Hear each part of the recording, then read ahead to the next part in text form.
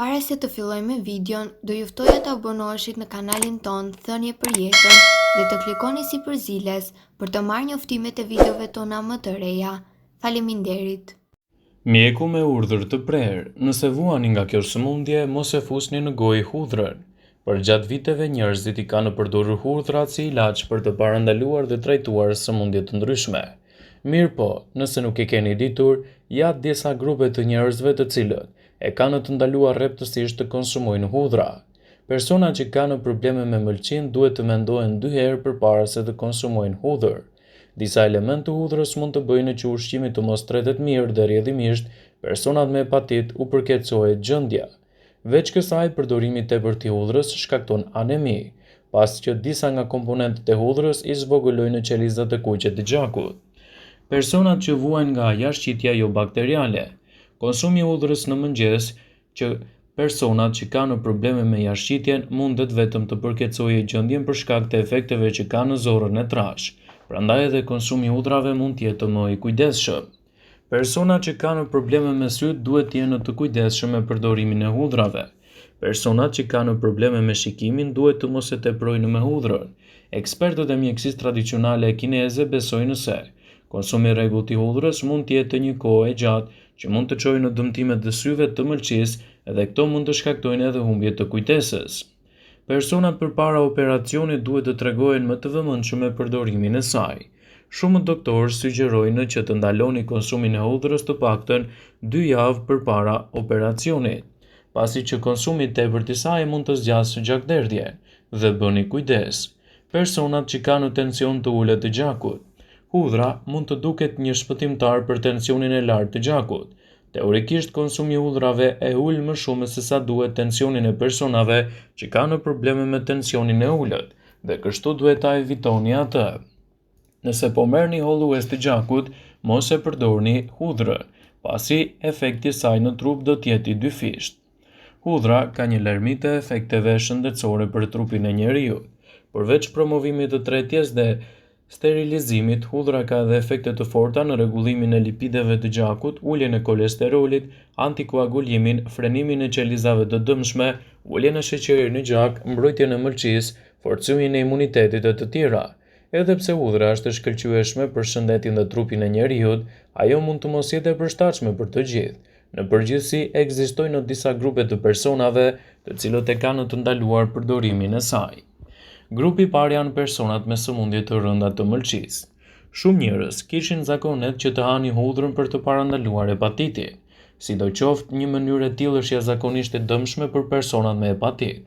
Kjo për shkak se hudhra nuk ka efekte në përdorimin e tij, por përkundrazi disa komponentë hudhrës madje mund të stimulojnë stomakun dhe zorrët të pengojnë sekretimin e lëngut tretës në traktin e zorrëve, duke rritur kështu simptomat e personave me hepatit, si për shembull të rrisin të vjellat. Për më tepër, përbërësit e paqëndrueshëm të hudhrës do të zvogëlojnë qelizat e kuqe të gjakut dhe hemoglobinën në gjak dhe mund të çojnë në anemi, e cila është një problem jo i favorshëm për trajtimin e hepatitit. Personat që vuajnë nga diarreja nuk duhet të hanë hudhra. Nëse njerëzit vuajnë nga diarreja ose zorra bakteriale, ata nuk duhet të hanë hudhër.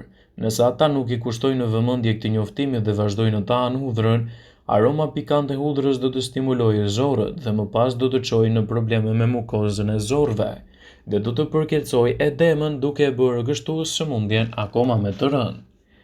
Personat të cilët kanë edhe sëmundjen e syrit duhet të evitojnë konsumin e saj.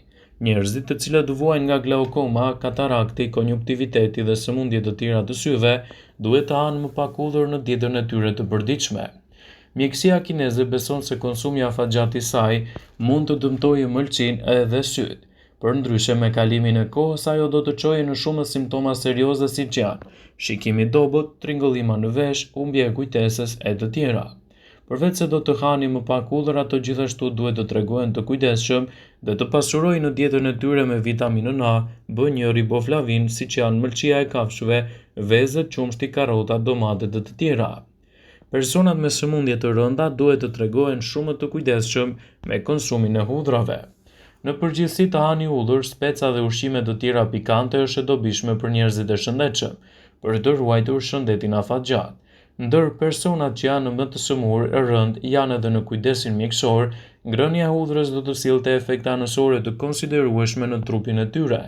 Komponentët që përmban në hudhër jo vetëm që do të ndikojnë në efikasitetin e ilaçeve, por gjithashtu do të kenë një zinxhir reagimi me ilaçin dhe pastaj të përkeçojë sëmundjen. Nëse vuani nga këto shqetësime, tregohuni më të vëmendshëm edhe me përdorimin e saj dhe më e mira është që ta hiqni dorë prej konsumit të hudhrës. Hudhra, ose e njohur si Allium stavium, adhurohet nga qytetërinjtë me të lashta që në lashtësi për vetitë e saj terapeutike dhe gjithashtu mund të sillte shumë përfitime në organizmin tuaj, por nga ana tjetër konsumi i hudhrës me kriter mund të ofrojë gjithashtu edhe shumë vlera në trupin e njeriu duke e ditur edhe mënyrën e përdorimit të saj në mënyrë rigoroze. Zakonisht hudhra konsumohet pasi të jetë pjekur ose e zier, por hudhra e papërpunuar ka një mori përfitime shëndetësore dhe duhet të përdoret më shumë. Hudhra gjithashtu mund të ofrojë vlera më të mira për shëndetin e përgjithshëm dhe përfshirja e saj në dietën tuaj do të jetë me ndikime të mira edhe në trupin e përgjithshëm. Është e rëndësishme që hudhrën të mos e përdorni nëse keni irritime të lëkurës. Aplikimi lokal i hudhrës është gjetur të jetë i dobishëm për lëkurën pasi ndihmon në mbajtjen e butë, por nëse keni alergji tek ajo, mos e konsumoni, pasi në të kundërt gjendja e saj mund të ndikojë negativisht në imunitetin tuaj. Nëse hani hudhra të papërpunuara, mos harroni se duhet ta shtypni ose ta ngrini për ta aktivizuar vetitë e saj shëruese. Konsumi i hudhrës mund të jetë i mirë për trurin tuaj, veçanërisht me moshën. Përbërjet e hudhrës përmirësojnë bakteriet e zorëve dhe kujtesen. Hudhra është e çmuar që në kohët e lashta dhe është e mirë për zemrën, e shkëlqyeshme për luftën e infeksioneve dhe radikaleve të lira. Studimi paraqitur në takimin vjetor të Shoqatës Fiziologjike Amerikane në vitin 2019 konfirmoi statusin se hudhra është një super ushqim, ndërsa mbështet edhe vetitë e saj të fuqishme medicinale.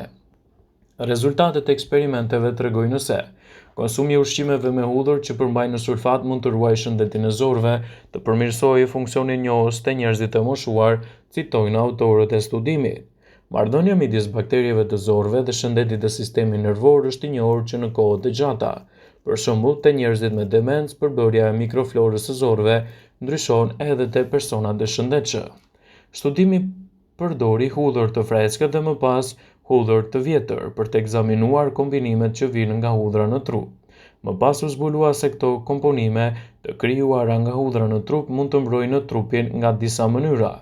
Mbron nga sëmundjet neurodegeneruese, parandalon dëmtimet të trurit dhe ishemin, mbron qelizat nervore nga apoptaza, parandalon humbjen e qelizave oksiduese të shkaktuar nga beta-amiloidi. Për më tepër, trajtimi me këtë përbërës të hudhrës parandalon degenerimin e lobit frontal të trurit, përmirëson mësimin, ruajnë kujtesën dhe gjithashtu rrit jetëgjatësinë, citoi eksperti. Hudhra është shumë e mirë për shëndetin tuaj të zemrës. Hudhra është e njohur në parandalimin dhe trajtimin e një sër komplikacionesh dhe një game të gjerë të sëmundjeve kardiovaskulare dhe të metabolizmit, duke përfshirë arteriosklerozën, trombozën, përmirëson presionin e lartë të gjakut, madje është edhe mirë edhe për personat që vuajnë nga diabeti. Jo vetëm që do të rrisë sistemin tuaj imunitar, por edhe detoksifikon trupin nga mikrobet. Përveç kësaj, marrja e ekstraktit të hudhrës ka efekte mbrojtëse në elasticitetin e aortës. Aorta është arteria më e madhe që ka në detyrë transportin e gjakut nga zemra në pjesë të tjera të trupit. Me kalimin e kohës, ngurtësia e aortës ndodh për shkak të moshës, por edhe për shkak të rrezikut të sëmundjeve në zemër, arrestit kardiak dhe sulmit në trup. Sidoqoftë, njerëzit që përdorin ekstraktin e hudhrës duhet ta konsumojnë atë gjithmonë në doza të lejuara, në mënyrë që hudhra të ofrojë vetëm përfitime. Hudhra është një zgjidhje shumë e mirë kundër problemeve të radikaleve të lira në trup, dhe nëse vuani nga këto shqetësime, duhet ta keni pjesë të gatimeve tuaja.